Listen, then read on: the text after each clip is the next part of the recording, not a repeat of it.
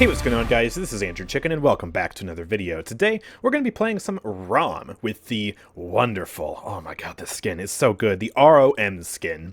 I really should have equipped the RGBTQ plus gamer title to match this skin. Honestly, the two really match now that they've added all those fancy colors to the titles. But nope, we're just rocking this skin today.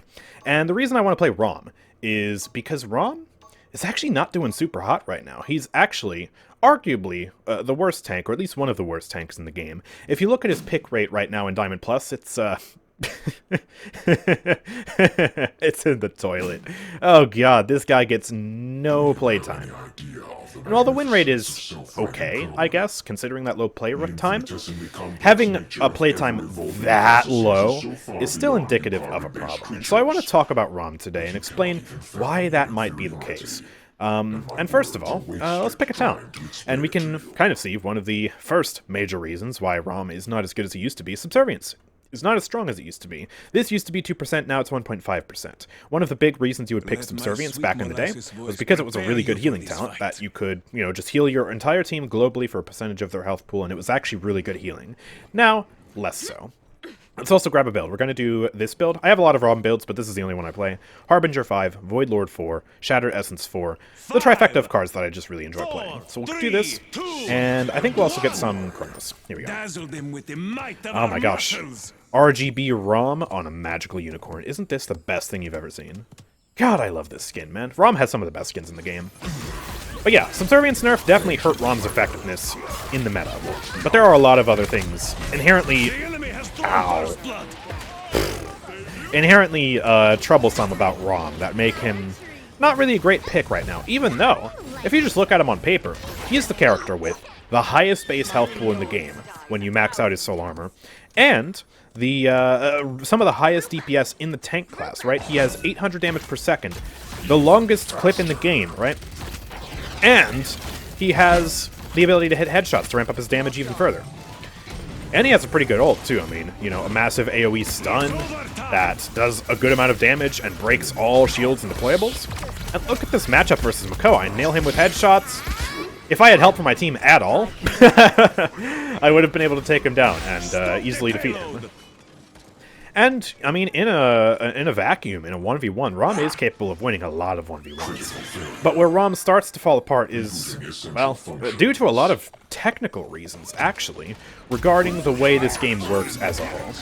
And the first kind of major flaw with Raum is that, even though he has a lot of health, his tankiness only comes from health. He doesn't really have damage reduction apart from the Void Lord card, and also the, what is it called? Is it Earth Splitter? No, that's the ult one, isn't it? I forget what the one is called. The one that gives him damage reduction on Juggernaut. Whatever that talent is called. That gives him some damage reduction, yes. But it's not really, like, comparable to someone like a Nara or someone like Yagoroth. And he also doesn't have a shield. He doesn't have, Barrick's shield or Fernando's shield, Khan's shield, etc. And because of that, it results in Raum being a massive battery to charge up the enemy team. They are able to farm so much ultimate charge off of Raum, because if you hit health, right, raw health, that will give you ultimate charge. If you hit a shield, like I'm doing right now, it won't. So, yeah, Raum is the best ultimate battery in the game. Because also, if you have damage reduction, you reduce the amount of damage you're taking. That's another way to reduce the ultimate charge someone gets from you, right? Because it's based on the amount of damage you do to them. So, yeah, that's one major reason why Raum is kind of bad, is because he gives the enemies a lot of ult charge. And also because he has no shield and no damage reduction. It's a lot of health. He's quite the burden to heal, right? Like, he just mandates a lot of healing from his team, but yet he can't really cleanse cauterize that well in order to actually make that healing effective and useful. He has to play a lot around cover, right? He has to play around walls and make sure he's cleansing cauterize that way. It's a lot harder than just putting up your shield with Khan, waiting for cauterize to wear off, and then battle shout.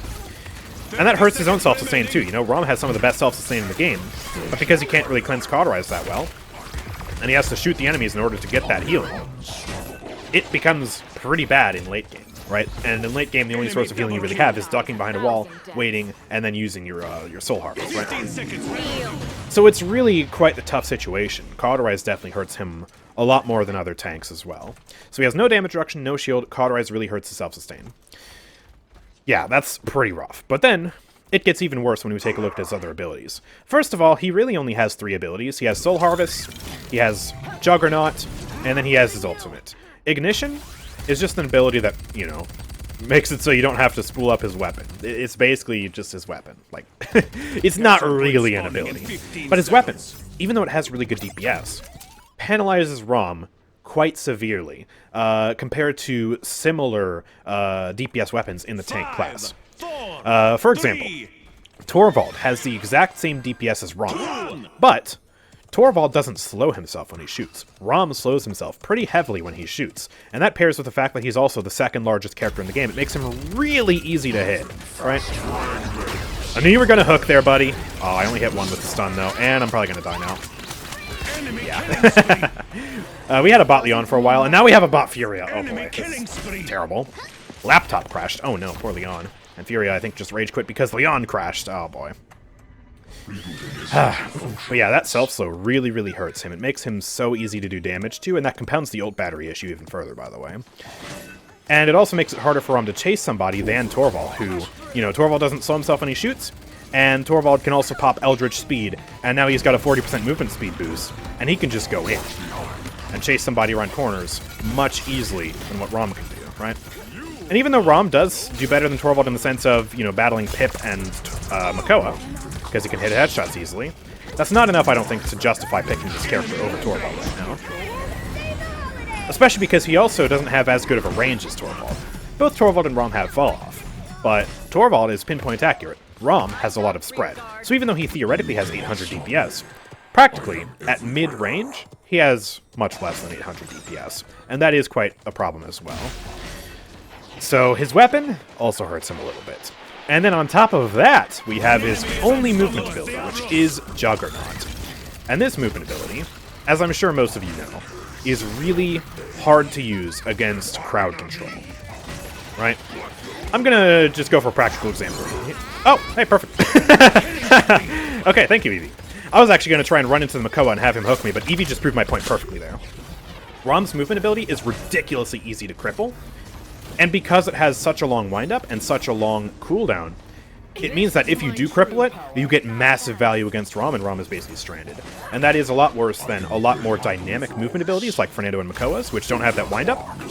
And, you know, it's also a lot worse than, you know, abilities that have a shorter cooldown, right? Again, like Fernando and Makoa's and Ruckus, you know, Azan, etc. Although Azan, I think, is comparable, but Azan's doesn't have that windup and it goes vertically, so, you know, there's that. And of course, if you're not against crowd control, the ability is pretty good. You run into people, you knock them up, you get a lot of healing from it, you feel like a badass while doing it. That's one thing that is undeniably awesome about Raum, is he is so cool. But it's just not very practical against Makoa, Grover, Vora, anyone with a cripple, Eevee, even just regular stuns, all this stuff. Oh my god, we have 2 bots. Enemy double kill. There's just a lot of crap in this game that will make it that you can't use your run at all whatsoever. Oh no! This match was miserable, man. Jeez. So yeah, when you combine all of that, right, you combine the fact that he's only got health, he's really penalized by cauterize, he's an ult battery for the enemy team, his weapon hinders him from chasing enemies, makes him easier to hit, and also has, you know, spread that makes it so he doesn't do as effective damage even in mid-range, and then that crappy movement ability on top of it, you're left with a character who just isn't really savory in the meta right now. And yeah, there are instances where he can work when the enemies aren't picking good stuff to counter him, right? You do need a lot of damage to take down Raum, and ideally you want to bring some cripples with you too. And if you don't have that, yeah, he can be quite powerful. But, I mean, that's just not the meta we're living in right now. It's really not. And so, Raum really just tends to suffer. Now, this is where I actually leave it to you in the comment section down below, because I don't know necessarily what can be done to fix this, leaving his current kit intact, because I don't think EvoMojo is going to rework Raum anytime soon. So what could be done to Raum to make him a more savory option right now? I've heard a popular idea being that you could give him crowd control immunity for the wind-up of his dash, which I am generally a fan of. If not in base kit, then you could at least put it on the talent, right? Something like that would definitely help him out a little bit.